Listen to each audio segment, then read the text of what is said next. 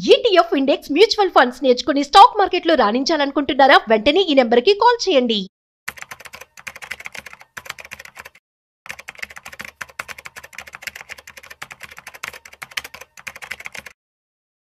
Hello viewers, stock market analyst Sundar Rama Reddy గారి జూలైలో జరగబోయే ఆన్లైన్ వెబినార్ కి ఎన్రోల్ చేసుకోవాలనుకుంటున్నారా?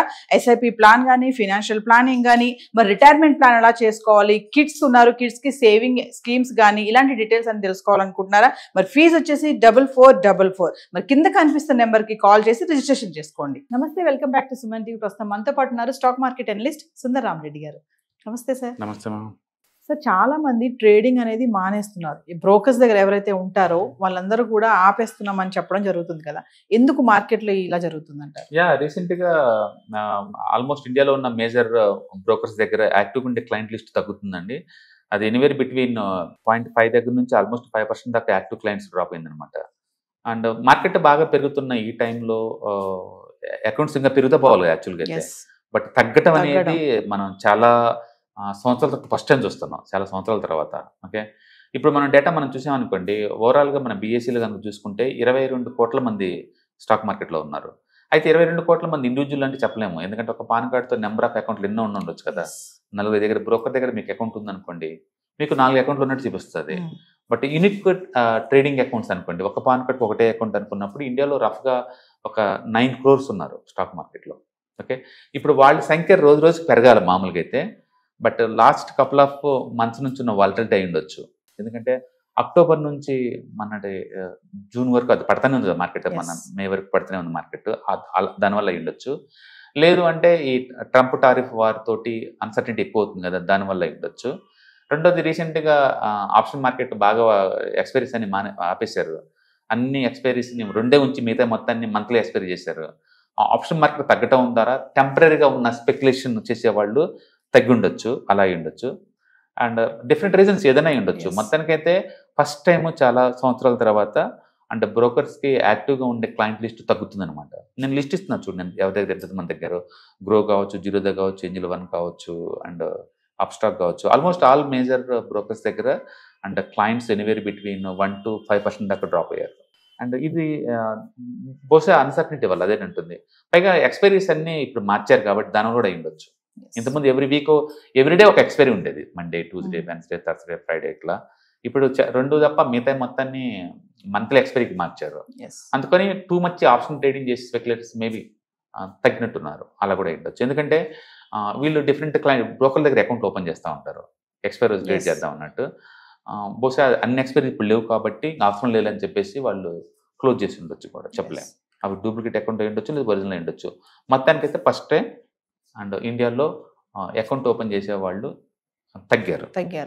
అకౌంట్ ఓపెన్ చేసిన వాళ్ళు క్లోజ్ చేసుకున్నారు, క్లయింట్స్ దగ్గర యాక్టివ్ క్లయింట్స్. అది కూడా మార్కెట్ రైజ్ లో ఉన్నప్పుడు, మార్కెట్ బాగా రైజ్, ఎందుకంటే లాస్ట్ 3 months నుంచి మార్కెట్ ఆల్మోస్ట్ 15% రికవర్ అయింది. ఈ టైంలో ఈ అకౌంట్ తగ్గడం అనేది కొంచెం ఆలోచించాలి, ఎందుకు తగ్గుతుంది అనేది. రెండోది, ప్రతి స్టేజ్లో ఏదో ఒక స్టేజ్లో మెచ్యూరిటీ వస్తుంది మార్కెట్కి. వచ్చినప్పుడు ఏంటంటే స్పెక్యులేషన్ తగ్గిద్ది అనమాట, మార్కెట్కి మెచ్యూరిటీ వచ్చే కొద్దీ. అలా కూడా ఉండొచ్చు. అందుకని మార్కెట్ 1 way రూట్లో ఖచ్చితంగా ఎవ్రీ మంత్ 2% గ్రోత్ ఉండాలి రూల్ ఏం లేదు కదా.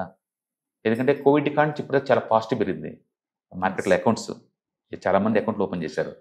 ఇప్పుడు మేబీ వాళ్ళు కన్సల్టేషన్ అవుతున్నట్టుంది ఆ బ్రోకర్ల దగ్గర కూడా, అలా కూడా అయింది. అంటే ఇలా మార్కెట్ రైజ్ అయినప్పుడు తగ్గడం వల్ల బ్రోకర్స్ క్లయింట్స్ ఇలా డౌన్ అవడం వల్ల వీళ్ళకి లాస్ ఉంటుందా సార్? డెఫినెట్లీ ఎక్స్చేంజ్కైనా అండ్ బ్రోకర్స్కైనా మనీ ఎలా వస్తుంది అంటే, ఎంత ఎక్కువ ట్రేడ్ జరిగితే అంత ఎక్కువ వాళ్ళకి ఇన్కమ్ జరుగుతుంది. ప్రతిసారి మీరు ట్రేడ్ చేస్తే అండ్ బ్రోకర్కి అమౌంట్ ఇవ్వాలి, అండ్ ఎక్స్చేంజ్కి అమౌంట్ ఇవ్వాలి, అండ్ ఈ స్టాక్ మార్కెట్ని కంట్రోల్ చేసేది సెబీ వాళ్ళు అనమాట, వాళ్ళకి అమౌంట్ ఇవ్వాలి. ఇట్ నెగ్లిజిబుల్, ₹10 ఉంటుంది వాళ్ళకి, but still you have to pay, వాళ్ళకి పే చేయాలి. స్టేట్ గవర్నమెంట్ పే చేయాలి, ప్రతి అసెట్ రిజిస్ట్రేషన్ చేసుకోవాలి కదా, కాబట్టి ఇక్కడ రిజిస్ట్రేషన్ ఫీజు పే చేసుకోవాలి. అండ్ జిఎస్టీ పే చేయాలి. అండ్ సెంట్రల్ గవర్నమెంట్ వాళ్ళకి సెక్యూరిటీ ట్రాన్సాక్షన్ ట్యాక్స్ పే చేయాలి. ఈ 6 ఉంటాయి, 6 పంచుకుంటారు. అంటే కొనేటప్పుడేమో ఓన్లీ ఎస్టీటీ ఉండదు, ఓన్లీ గవర్నమెంట్, స్టేట్ గవర్నమెంట్కి ఇచ్చే స్టాంప్ డ్యూటీ ఒకటే ఉంటుంది. సెల్ చేసేటప్పుడు స్టాంప్ డ్యూటీ ఉండదు, బట్ సెంట్రల్ గవర్నమెంట్కి ఇచ్చే ఎస్టీటీ ఉంటుంది. ఎస్టీటీ చాలా ఎక్కువ ఉంటుంది, టోటల్ అమౌంట్లో నీకు ఎస్టీటీ చాలా ఎక్కువ అది.